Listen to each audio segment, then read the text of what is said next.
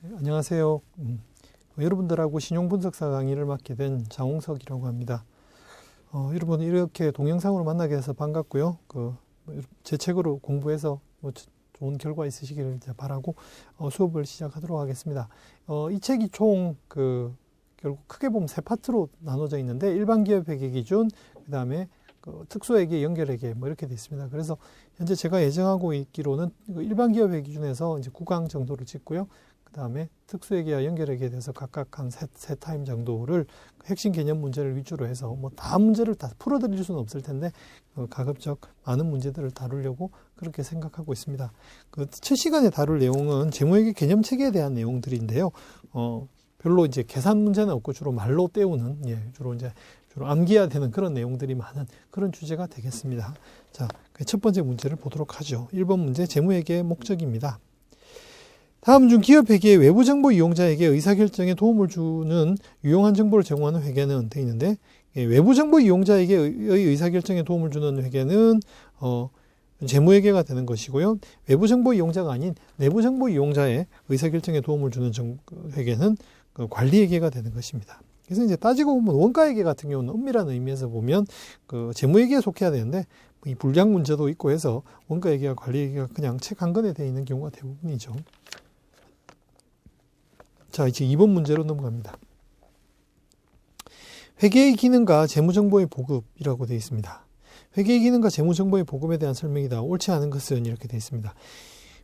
1번 지문, 회계는 자본주의 경제체제 내의 희소한 자원을 효율적으로 이용하는 경제 실체를 파악하는 중요한 역할을 한다. 맞는 지문이고요. 두 번째, 회계는 경영자가 투자자에 대한 수탁 책임에 관한 보고 기능을 한다. 이것도 맞는 지문이고, 3번 지문, 재무정보의 보급에 대해서는 회사는 자발적인 정보의 보급 요인이 없으므로 우리나라는 외관법 등 각종 법률에 의해서 재무제표의 공시를 요구하고 있다 돼 있는데, 자발적으로 재무정보를 공급하게 된다는 요인이 분명히 있다라는 견해가 있습니다. 조금 이따가 더 알아보기를 설명하면서 말씀드릴게요. 그래서 3번이 틀린 지문입니다. 그러니까 재무정보의 공시를 강제하지 않더라도 자발적 공시를 통해서 회사의 명성과 신뢰를 제고시킬 수 있기 때문에 그렇습니다. 실제로 사례가 이런 경우가 있었어요. 제가 이제 지금 벌써 좀 지난 얘기지만 제가 회계사 개업하고 얼마 안 돼가지고 자산이 외부 감사 받는 대상이 70억에서 100억으로 늘었어요. 그 바람에 제가 처음에 생겼던 회사가 법정 감사에서 빠졌어요. 그래서 참 그나마 있던 감사 거래처 한 개 없어져서 굉장히 마음이 아팠습니다. 그랬는데 그 해당되는 거래처에서 연락이 왔어요. 와가지고 회계사님 우리 감사하시죠 그러더라고요. 그래서 올해는 법정 감사 아닌데요. 그랬더니 은행에서 그거 해달라 그러네요. 그러더라고요. 그래서 무슨 얘기냐면 그 회사가 실제로 이렇게 감사 보고서를 갖다 내고 재무제표를 감사를 받고 나니까 은행에서도 훨씬 재무제표에 대한 신뢰성을 주고 그러다 보니까 자금 조달 비용도 떨어지고 그런 긍정적인 효과가 있다 보니까 회사가 자발적으로 회계감사를 받겠다고 나오는 경우가 있었다는 말씀이죠. 그러다 보니까 분명히 자발적인 공급 요인은 있다는 것입니다. 좀 이따 더 알아보기 위해서 좀 더 설명을 드릴게요. 그 다음에 2번 문제 4번 지문하고 5번 지문은 맞는 내용인데요. 4번 지문은 재무정보는 공공재의 성격이 있어서 사회적으로 필요한 수준까지 생산되지 않는 문제점이 있다 되어 있는데 맞는 지문입니다. 이 공공재에 대한 설명 조금 이따 바로 드리겠습니다. 5번 지문, 회계는 기업의 다양한 이해관계자들이 형평을 문제를 결정하는 데 도움을 준다. 다 맞는 지문이 되겠습니다. 자, 그래서 그 밑에 보면 회계정보의 제공이라는 관점에서 기업은 별도의 규제가 없어도 자발적으로 재무보고를 할 것이라는 주장과 강제적 규제가 있어야 된다는 주장 두 가지가 있는데 자발적 재무보고의 주장의 근거는 대리인 이론과 효율적 자본시장이라는 이론이었습니다. 그러니까 대리인 이론은 속칭 말하는 주인 대리인 문제를 해결하기 위해 가지고 주인은 뭐가 되죠? 주주고 회사의 전문 경영이 있는 대리인이라는 거죠.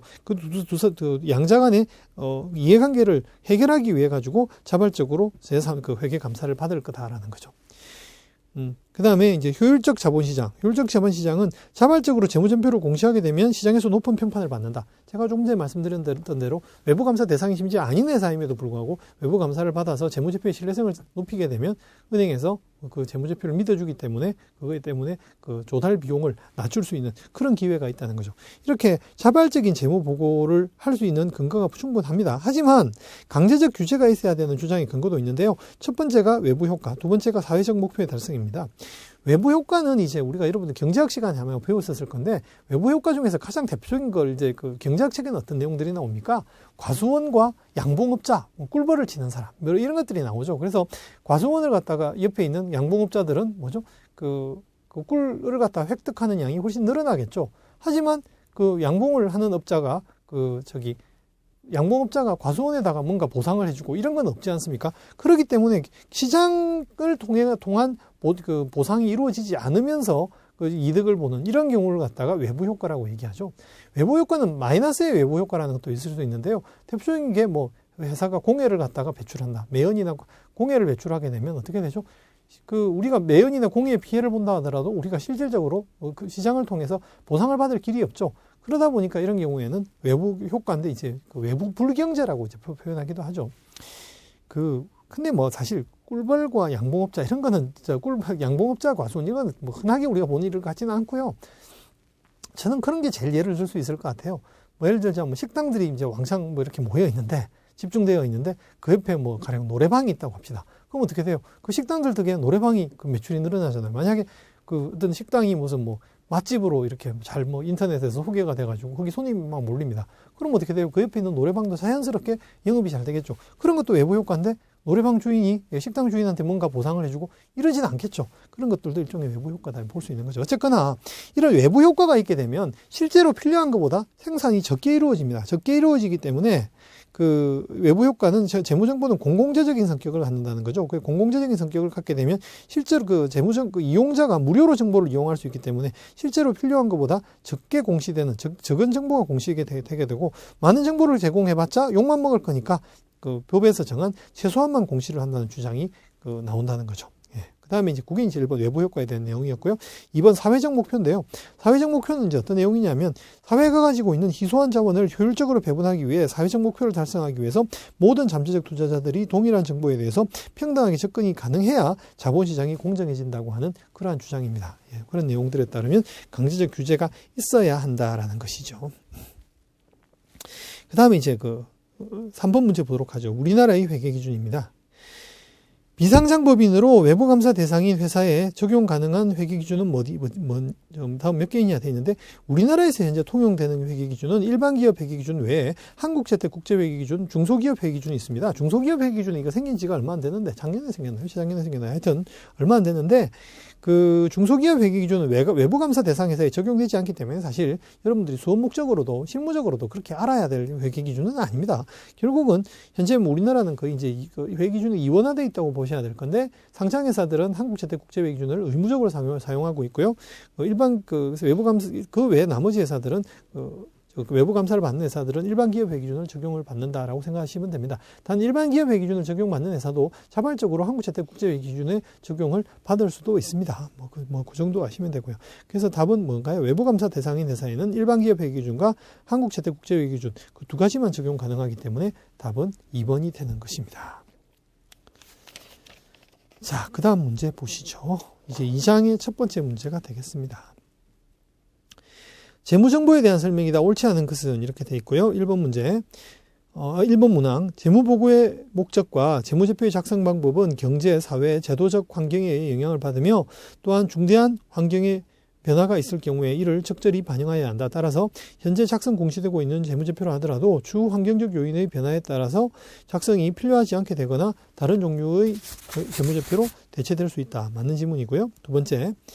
재무보고에 의해 제공되는 정보는 기업 실체의 경제적 활동에 대해 어느 정도 지식을 가지고 있는 투자자와 채권자라면 이해할 수 있는 정보여야 한다. 그러므로 투자자 및 채권자가 이해하기 지나치게 어려운 정보는 생략할 수 있다 돼 있는데 그러면 여러분들이 그래도 사회 평균적인 회계학 공부는 하는 사람들인데 감사보고서에서 여러분들이 도저히 이해할 수 없는 그런 것들이 나오면 생략해야 되나요? 그렇지 않다는 겁니다. 주의하셔야 됩니다. 그 밑에 해설 보세요. 재무보고에 의해서 제공되는 정보는 기업 실제 경제적 활동에 대해서 어느 정도 지식을 가지고 있는 투자자와 채권자라면 이해할 수 있는 정보여야 한다. 근데 그 뒤에 보세요. 그러나 일부 투자자 및 채권자가 이해하기가 어렵거나 이용하지 않는다는 이유로 의사결정에 적합한 정보가 누락되어서는 안 된다라고 되어 있습니다. 어려우니까 빼자. 이런 논리는 성립하지 않는다는 거예요. 아시겠죠? 그걸 여러분들이 기억을 하셔야 되고요.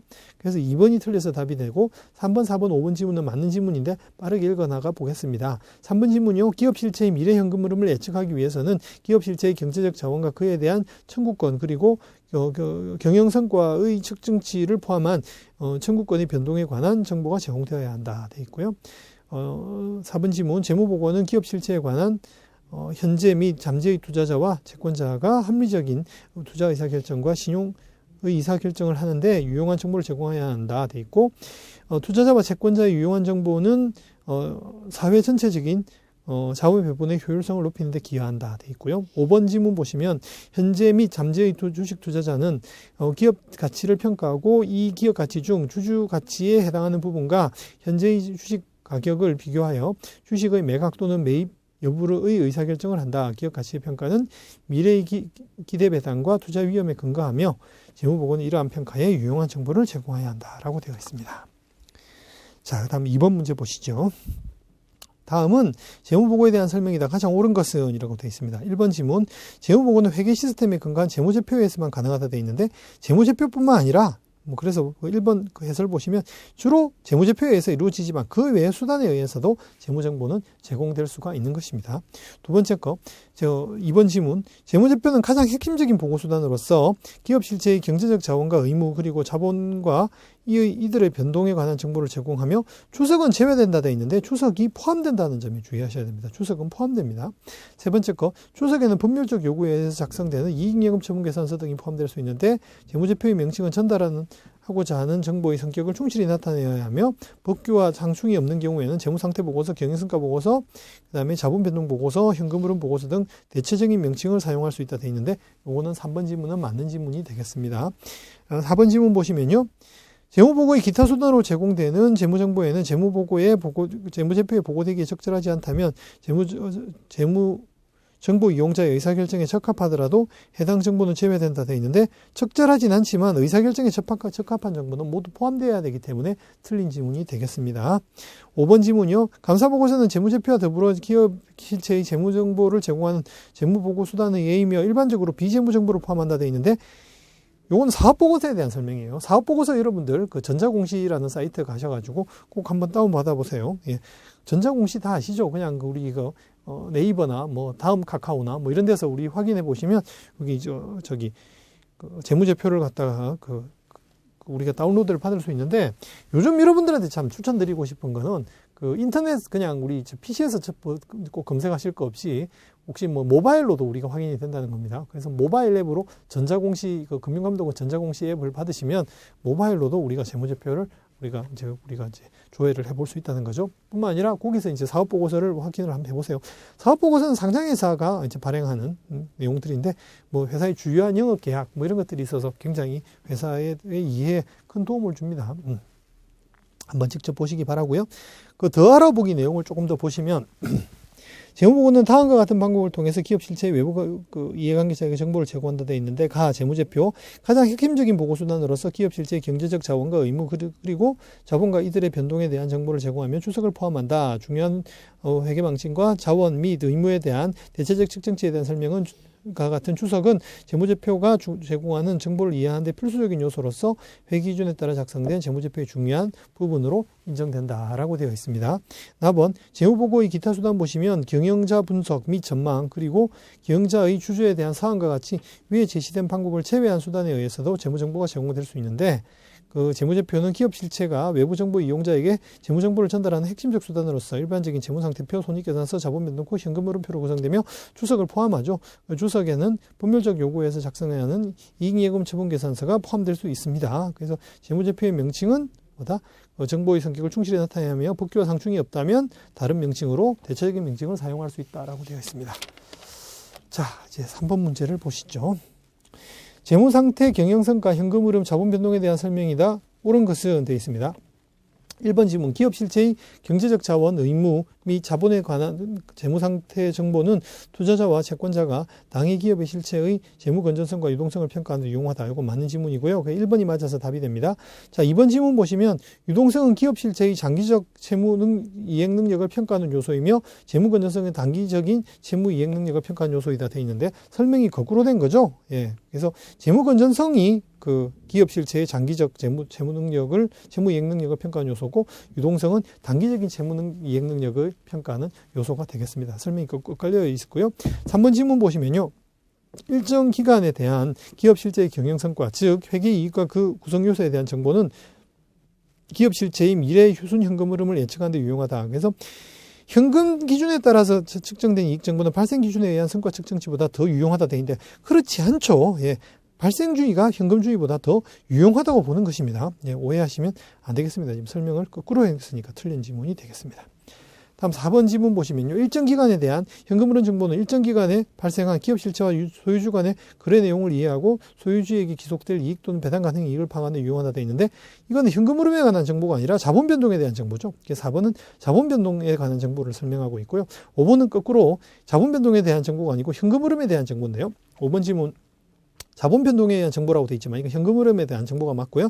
내용을 계속 읽어보면 기업 실체가 영업활동에서 창출한 순현금 흐름, 투자활동, 자금의 차익과 상환, 현금 배당을 포함한 자본 거래 및 기업 실체에 관한 유동성을 정보를 제공한다. 이게 맞는 지문이 되겠습니다. 그렇게 해야지 맞는 지문이 되겠습니다. 자, 이제 4번 문제 보시죠. 회계정보의 유용성에 관한 설명이다. 옳지 않은 것은 이렇게 되어 있습니다. 1번 지문, 목적적 합성 있는 정보는 정보 이용자가 기업 실체의 과거, 현재 또는 미래의 사건 결과에 따른 예측을 하는 데 도움이 되거나 그 사건에 대한 결과에 대한 정보 이용자의 당초 기대치를 확인 또는 수정할 수 있게 함으로써 의사결정의 차이를 가져올 수 있는 정보를 말한다 되어 있는데 예, 이거 맞는 지문이죠. 두 번째 거 예측 가치란 정보 이용자가 기업 실체의 미래 재무 상태, 경영성과 순현금 흐름을 예측하는 데 그 정보가 활용될 수 있는 능력을 말하는데 의미하는데 예를 들어 반기 재무제표에서 발표되는 반기 이익은 올해 연간 이익을 예측하는데 활용될 수가 있죠. 그래서 2번도 맞는 지문. 3번 지문 보시면요. 피드백 가치는 제공되는 정보가 기업 실체의 재무 상태, 경영성과 순현금 흐름, 자본 변동 등에 대한 정보 이용자의 당초 기대치를 확인 또는 수정되게 함으로써 의사결정에 미칠 수 있는 능력을 말하는데 예를 들어 어떤 기업 실체의 투자자가 특정 회계년도의 재무제표가 발표되기 전에 그 해와 다음 해의 이익을 예측했으나 재무제표가 발표된 결과 당해년도 이익이 자신의 이익의 예측치에 미달하는 경우에는 투자자는 그 다음 해의 이익 예측치를 하향 수정하게 된다. 이러한 예가 바로 피드백 가치를 가지고 있는 정보다라고 볼 수 있는 것이죠. 요즘은 이제 피드백 가치를 확인 가치 이렇게 번역하기도 합니다. 그 다음에 4번 지문 보시면요. 재무제표에 의해서 제공되는 회계정보는 과거에 대한 것임에도 불구하고 정보 이용자에게 유용할 수 있는 근본적인 이유는 이 정보가 미래에 대한 예측의 근거로서 활용될 수 있기 때문이다. 이렇게 맞고요. 5번 지문.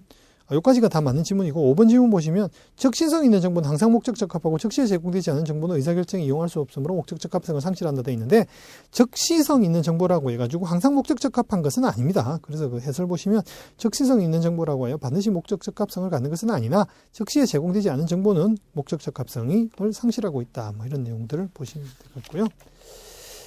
자, 그 다음 문제 보시죠. 5번 문제가 되겠습니다. 회계정보의 신뢰성에 관한 설명이다. 옳지 않은 것은 1번 지문 회계정보가 신뢰성을 갖기 위해서는 편의 없이 중립적이어야 된다. 어디에 치우치지 않아야 된다는 뜻입니다. 이 편이라는 말이 어디에 치우치지 않고 중립적이어야 한다. 맞는 얘기고요. 의도된 결과를 유도할 목적으로 회계 기준을 제정하거나 외무제표에 특정 정보를 표시함으로써 정보 이용자들의 의사결정에 판단에 영향을 미친다면 그 회계정보는 중립적이라고 할 수 없다. 1번 맞는 지문이고요. 2번 지문 사실상 회수 불가능한 매출채권이 회수 가능한 것처럼 재무제표에 표시된다면 이 매출채권의 측정치는 중립성을 상실한 정보가 된다. 중립성을 상실한 것이 아니라 표현 충실성을 상실한 정보가 됩니다. 그래서 2번은 틀린 지문이 되겠습니다. 표현 충실성을 상실한 정보가 되는 거예요. 자, 3번 지문 보시면요. 표현 충실성을 확보하기 위해서는 회계 처리 대상이 되는 거래나 사건의 형식보다는 그 경제적 실질에 따라서 회계 처리하고 보고해야 되는데 거래나 사건의 경제적 실질은 법적 형식 또는 외관상의 형식과는 항상 일치하지는 않는다. 이렇게 돼 있고요. 그래서 3번 지문 맞는 지문이고요. 4번 지문 특정 거래나 사건을 충실하게 표현하기 위해 필요한 중요한 정보는 누락되어서는 안 된다. 수집 가능한 중요한 정보가 누락될 경우에 표현 충실성을 제외할 수 있다. 맞는 지문이고요. 5번 지문 검증 가능성이 높다는 것이 표현의 충실성을 보장하는 것은 아니며 또한 반드시 목적 적합성이 높다는 것을 의미하지도 않는다. 다 맞는 지문이 되겠습니다.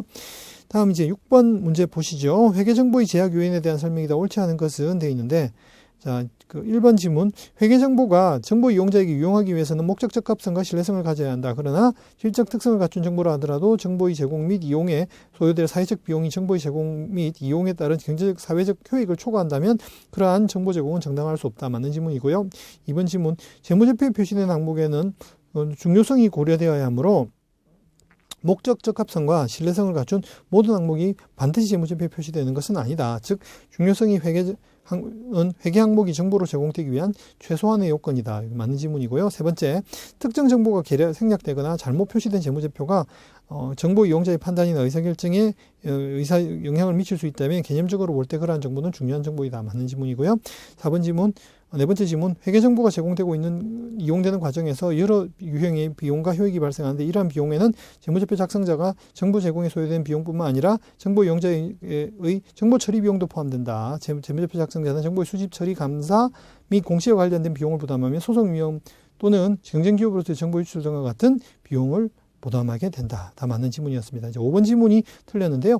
회계정보의 제공에 따른 추가적 제약 요인으로 회계항목의 성격과 크기의 중요성이 고려돼야 하는데 중요성은 항상 해당 항목의 성격과 금액의 크기에서 결정된다는데 이게 틀린 지문이죠. 왜냐하면 중요성은 일반적으로는 성격과 금액에 의해서 결정됩니다. 근데 그 해설에도 있지만 만약에 신규 사업 부분에서 이익의 수치가 제로에 가깝다고 하더라도 이게 그냥 위험과 기회를 평가하는데 중요한 정보가 될 수 있기 때문에 단순하게 숫자가 작다고 해가지고 이게 중요한 정보가 아니다라고 판단할 수는 없다는 것이죠. 무슨 얘기인지 이해가시죠?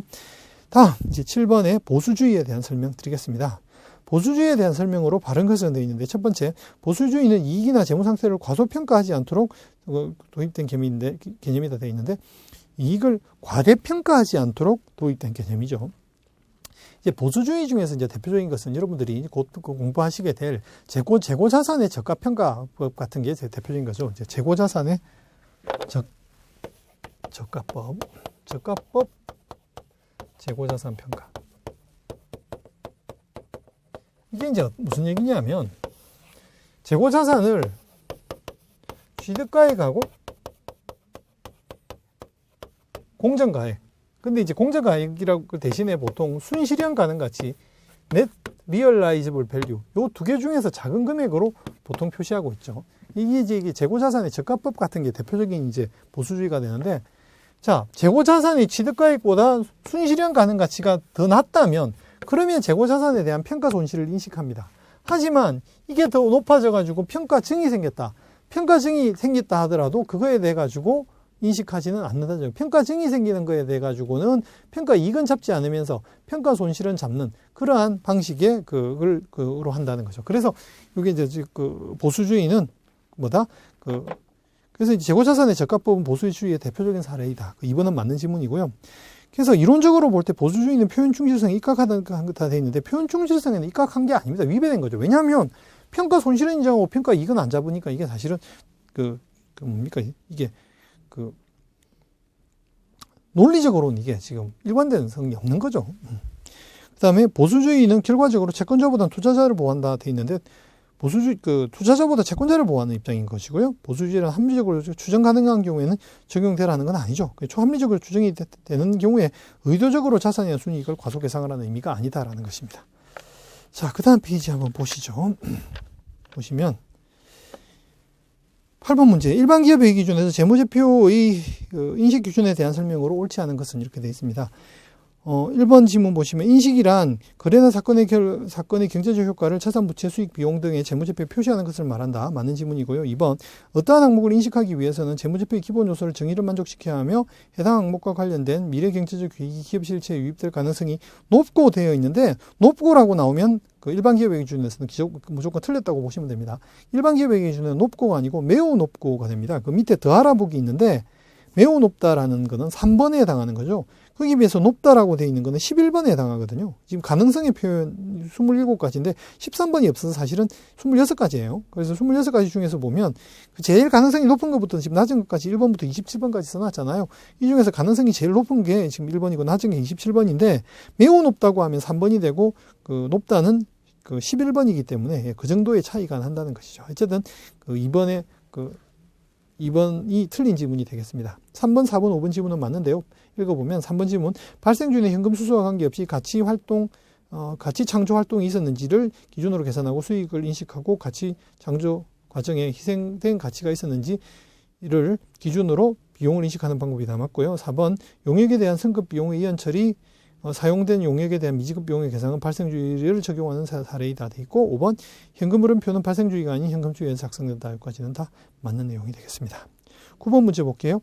일반 기업 회계 기준에서 개념체계, 재무회계 개념체계를 따를 경우 부채의 측정에서 사용될 수 있는 측정 속성에 관한 설명으로 옳지 않은 것은 이렇게 되어 있습니다. 1번 기업의 특유 가치는 기업 실체가 그 의무를 이행하는 데 예상되는 자원 유출의 현재 가치를 나타낸다. 맞습니다. 2번 부채의 이행 가액은 부채를 이행하기 위한 가액이죠. 미래의 그 의무 이행으로 지급될 현금액에서 그 지급에 소요될 비용을 차감한 가액을 의미한다 되어 있는데, 지급에 소요될 비용을 부채니까 가산해야 되겠죠. 이게 만약 자산 같으면 차감하는 게 맞겠지만 비용을 지금 부채이기 때문에 이건 가산해야 되겠죠. 그래서 2번이 틀려서 답이 되는 것입니다. 3번 질문, 부채의 공제 가치는 독립된 당사자 간의 현행 거래에서 부채가 이전 또는 결제될 수 있는 교환 가치이다. 4번, 역사적 현금 수취액은 그 부채를 부담하는 대가로 수취한 현금 또는 현금 등가액이다. 5번, 부채의 삼각구 가액이란 금융부채의 발생 시점에서 그 유입 가격과 부채로부터 발생하는 미래 명목 현금 흐름의 현재 가치가 일치되도록 할인율을 적용하여 부채에 대한 현재 가액을 측정한 것이다. 다 맞는 지문입니다. 자, 10번 문제, 목적적 합성. 회계정보의 실적 특성 중 목적적 합성에 대한 설명이다. 옳지 않은 것. 가장 옳은 것은 1번 지문, 예측가치, 확인가치가 모두 있다면 의사결정에 차이가 있다는 건데, 두 가지 중에 하나 또는 두 가지 모두가 있으면 되기 때문에 틀린 지문이고요.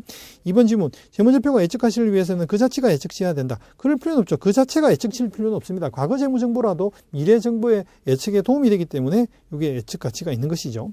세 번째 것, 재무정보가 과거 평가에 대한 피드백을 제공한다면 그 정보는 예측가치를 갖는다. 과거 평가에 대해 피드백을 적용한다면 그 예측 가치가 아니라 확인 가치를 갖는 겁니다. 피드백 가치를 갖는 거죠.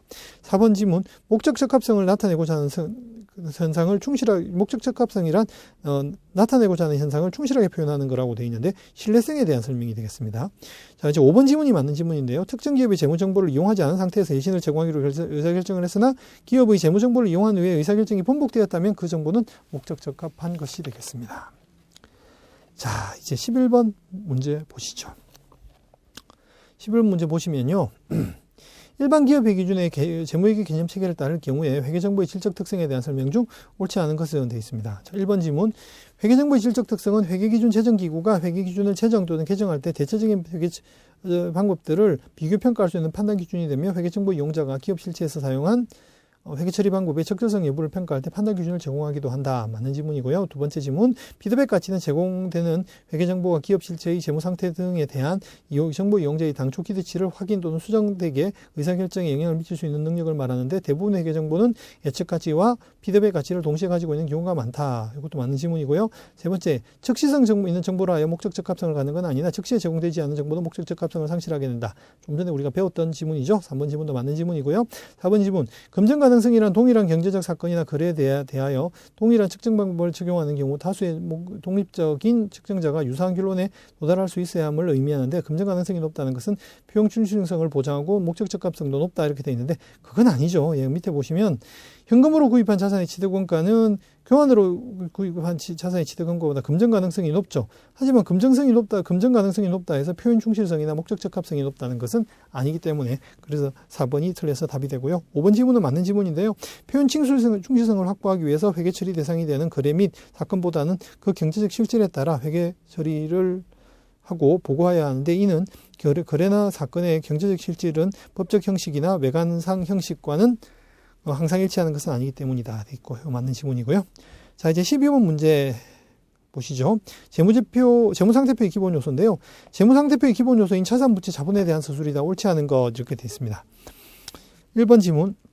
자산은 과거의 거래나 사건의 결과로서 기업의 실체에서 지배되고 있는 미래 경제적 교익을 창출할 것으로 기대되는 자원이죠. 맞습니다. 2번, 부채는 과거나 사건의 결과로 기업 실체가 부담하고 있는 미래의 자원의 유출이 예상되는 유출 또는 사용이 예상되는 의무이다. 맞고요. 3번은 자본은 기업 실체의 자산에서 부채를 차감한 잔여액 또는 순자산으로서 기업 실체의 자산에 대한 소유주의 잔여 청구권이다. 이게 다 기준서에 있는 그 내용 그대로죠. 자, 4번 지문요. 자산이 과거의 거래나 사건의 결과라면 구매나 생산활동 등 자산을 취득하는 거래나 사건이 이미 발생하였음을 의미하는 것으로 미래에 발생할 것으로 예상되는 거래나 사건만으로서는 자산이 취득되지 않는다. 맞는 지문입니다.